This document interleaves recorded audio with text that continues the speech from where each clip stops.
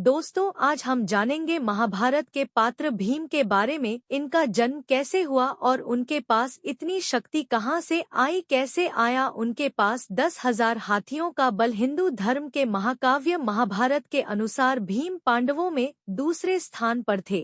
वे पवनदेव के वरदान स्वरूप कुंती से उत्पन्न हुए थे, लेकिन अन्य पांडवों के विपरीत भीम की प्रशंसा पांडु द्वारा की गई थी। सभी पांडवों में वे सर्वाधिक बलशाली और श्रेष्ठ कदकाठी के थे एवं युधिष्ठिर के सबसे प्रिय थे। भीमसेन पौराणिक बल का गुणगान पूरे काव्य में किया गया है।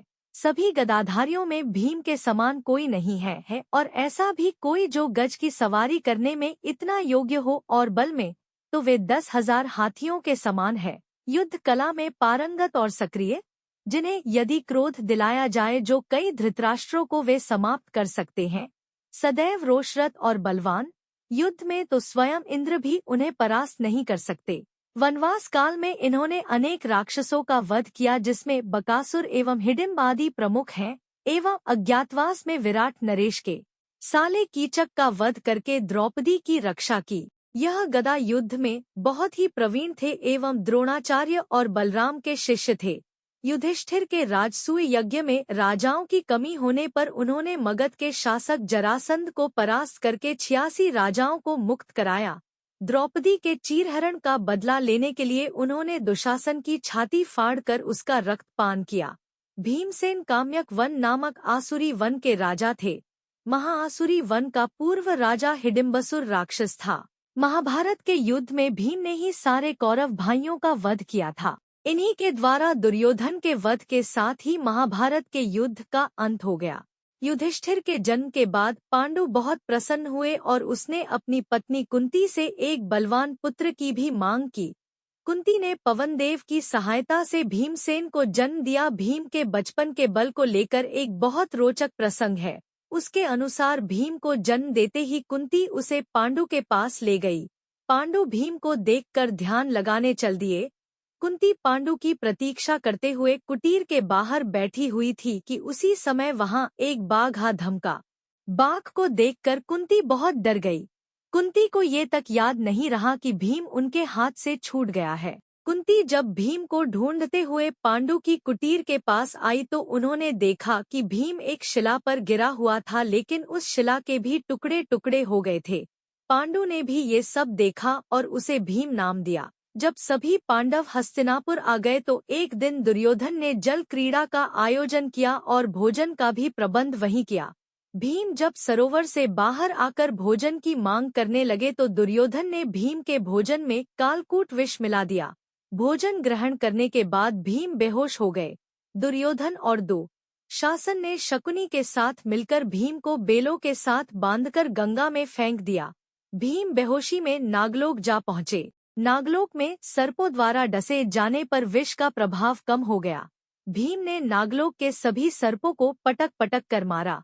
ये सब देखकर सभी सर्प नागराज तक्षक के पास गए। तक्षक ने भीम को दंड देने का आदेश दिया। उसी समय कुंती के नाना ने भीम को पहचान लिया और नागराज तक्षक से आग्रह करके भीम को अमृत सोमरस पिलाया। तक्षक ने भीम को बताया कि एक कटोरे में 1000 हाथियों का बल है। भीम ने 10 कटोरे अमृत सोमरस पिया, जिससे उनमें 10,000 हाथियों का बल आ गया। भीम के रथ का सारथी विशोक था, जबकि ध्वज पर चांदी के एक विशाल शेर की छवि थी, जिसकी आंखें लापीस लाजुली से बनी थी, और उसके रथ पर भालू या काले मृग जैसे काले घोड़े जुते हुए थे। उनके पास वायव्य नाम का एक दिव्य धनुष था, जो वायु द्वारा दिया गया था। उनके पास पौंड्र नाम का एक विशाल शंख था और उनके पास एक विशाल गदा भी थी, जिसकी ताकत 1,00,000 गदाओं के बराबर थी। पूरे युद्ध में भीम ने कई बार युद्ध में अपनी अलग पहचान बनाई। युद्ध के दौरान भीम की कुछ प्रमुख गतिविधियों में शामिल हैं। युद्ध के दूसरे दिन उसका सामना कलिंग सेना से होता है। उसने कलिंग राजा श्रुत्युष के पुत्र शक्रदेव और 2 कलिंग सेनापति सत्य और सत्यदेव को मार डाला। वह एकलव्य के पुत्र केतुमत को भी घायल कर देता है।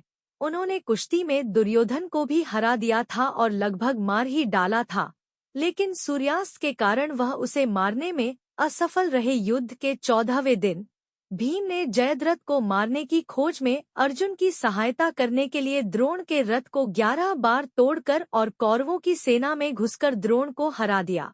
दुर्योधन ने भीम की प्रगति को रोकने के लिए हाथियों की एक सेना भेजी और भीम ने सेना को पूरी तरह से नष्ट कर दिया और हाथियों की अंतड़ियों के खूनी निशान छोड़ दिए। दुर्योधन के आदेश पर दुर्मासेना ने भीम को रोकने का प्रयास किया, लेकिन भीम ने रक्तपिपासु होकर दुर्जय के सिर पर प्रहार कर उसे मार डाला।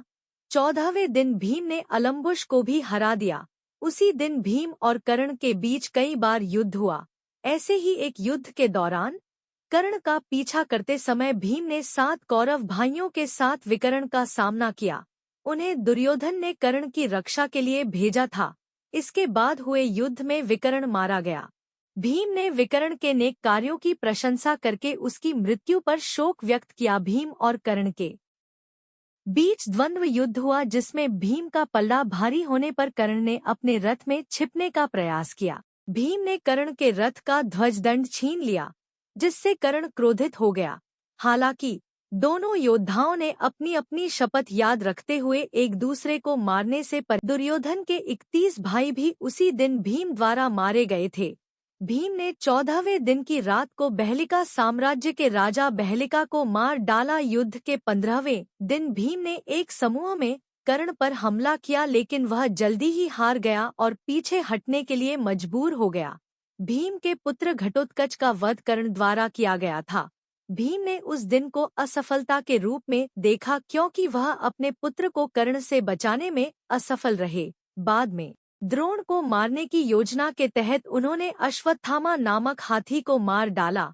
बाद में भीम ने सात्यकी के साथ मिलकर धृष्टद्युम्न को अश्वत्थामा से बचाया भी था।